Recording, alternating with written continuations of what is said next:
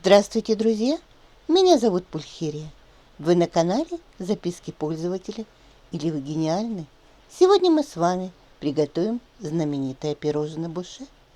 Легкий, изысканный десерт с французским названием. Готовится легко, просто и быстро. В его основе французский бисквит, который нам известен как пальчиковый бисквит или печенье савоярди. Это пирожное было особенно популярно в 50-е и 70-е годы прошлого столетия, но сейчас оно снова в тренде и является наиболее приготавливаемым пирожным. В классическом варианте это пирожное готовилось с кремом на сахарном сиропе и сверху покрывалось помадкой с какао. Но прошли годы, изменились вкусы, появились новые технологии. И сегодня я вам предоставлю рецепт в более современном виде. Мы приготовим очень интересный крем, и сверху наше пирожное будет покрыто шоколадной глазурью роше. Но, мои дорогие друзья, продолжайте меня смотреть, и в будущем, в следующих видео, я вам предоставлю рецепт полностью в классическом варианте, и у вас будет возможность сравнить, какой вид пирожного вам больше нравится, современный или классический. Поэтому, друзья, если вы еще не подписаны на мой канал, то подписывайтесь, чтобы не пропустить выход новых видео. Нажимайте на колокольчик. Итак, мои дорогие, приступаем. Нам понадобится 3 яйца первой категории. Это яйца среднего размера. Отделите сразу же белки и желтки. 70 граммов муки высшего сорта. 60 грамм сахара, в который добавьте ванилин или ванильный сахар. Вместе с ванильным сахаром всего должно быть 60 грамм сахара, щепотка соли и щепотка лимонной кислоты. Желтки яиц взбиваем с половиной сахара до побеления и полного растворения сахара. Белки мы с вами будем взбивать со щепоткой соли до появления пены. Взбив белки вот до такой пены, мы по одной ложке начинаем добавлять сахар. Продолжаем взбивать и так постепенно добавляем весь сахар. После того, как ввели последнюю порцию сахара, добавляем лимонную кислоту и продолжаем дальше взбивать. Взбив белки яиц до устойчивых пиков, а желтки до побеления и растворения сахара, добавляем желтки яиц частями, белки и мешаем их осторожными складывающими движениями снизу вверх.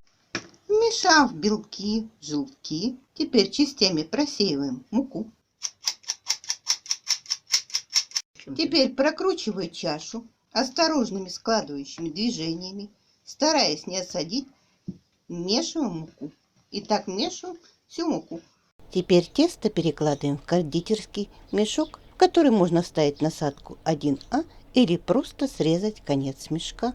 На противень положите пергаментную бумагу. Пергамент ничем не смазывайте. Нарисуйте круги диаметром 6 см. Это наши будущие пирожные. Между ними оставьте расстояние, так как пирожное при выпечке будет увеличиваться. И отсаживаем пирожное. Пирожное отправляем в разогретую до 190 градусов духовку. Время выпечки 15 минут. Время выпечки индивидуально и зависит оно от особенностей вашей духовки. Пока выпекаются пирожные, приготовим крем. Для приготовления крема нам понадобится 1 лимон, 150 граммов сгущенного молока и 200 граммов сливочного сыра типа Филадельфия, Хохланд Креметте, Альметте сливочный и так далее. Лимон прокатывай, для того, чтобы он лучше выделил сок. Разрезаем наполовину. Из половинки лимона мы отжимаем сок. Мы отжали лимонный сок и теперь добавляем сгущенное молоко. Все перемешиваем. И теперь все взбиваем в миксер. Взбив сгущенное молоко с лимонным соком, добавляем сливочный сыр и по желанию можно добавить ванилин. Перемешиваем все и взбиваем все вместе. Крем готов. Теперь мы его перемешиваем лопаткой. Крем отправляем на стабилизацию в холодильник. Друзья, пирожные испеклись. Теперь мы их снимаем с пергаментной бумаги и остужаем. Из этого количества теста получается 22 половинки пирожных. То есть у нас будет 11 пирожных. Теперь верхнюю часть пирожного мы должны покрыть шоколадной глазурью. Для этого нам понадобится 120 граммов горького шоколада и 30 граммов растительного масла. Идеально. Для этого подходит масло виноградной косточки, но можно его заменить любым растительным маслом без запаха. Кроме этого, нам понадобится небольшое количество белого шоколада и для украшения какая-нибудь цветная посыпка. Шоколад ставим на водяную баню и растапливаем его. В растопленный шоколад добавляем растительное масло и все тщательно перемешиваем. На вилку накалываем одну половинку пирожного и окунаем его в шоколад. Верхнюю часть. Выкладываем ее на блюдо, дожидаемся застывания глазури и так поступаем со всеми половинками пирожного.